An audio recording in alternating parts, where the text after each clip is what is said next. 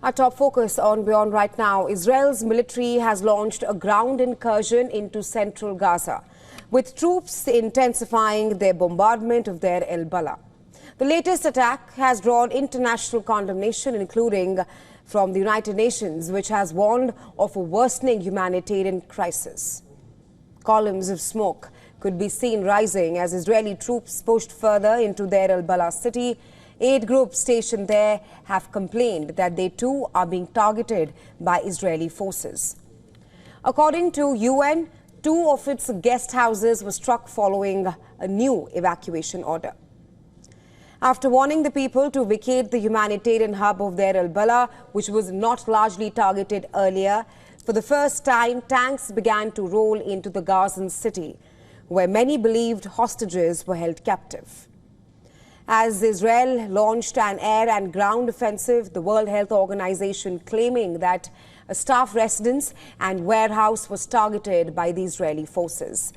WHO chief reported that staff and family members were detained, interrogated, and some even forced to evacuate on foot at gunpoint. The AFP Journalists Association issued a warning about its staff in Gaza, stating that they are facing extreme food shortages and risk starvation due to the Israeli blockade and strikes. Foreign ministers from more than 25 countries, including UK, Australia, Canada, France and Italy, have now issued a joint statement calling for an immediate end to the war in Gaza.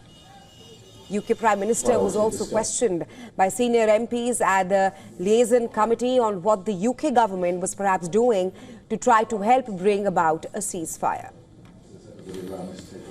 Firstly, let me be clear, the situation on the ground in Gaza is intolerable on so many levels, and we make that absolutely clear in all of our exchanges with Israel and with other countries.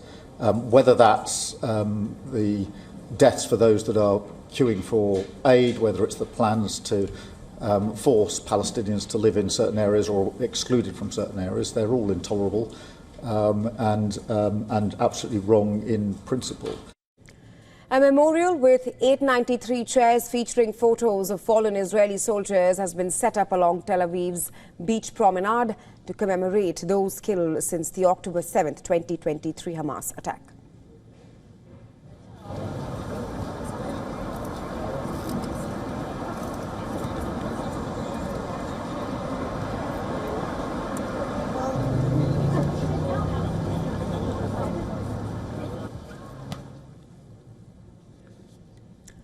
Meanwhile, Yemen's Houthi rebels have claimed responsibility for drone attacks on Israel, including Ben Gurion Airport and at the port of Eilat.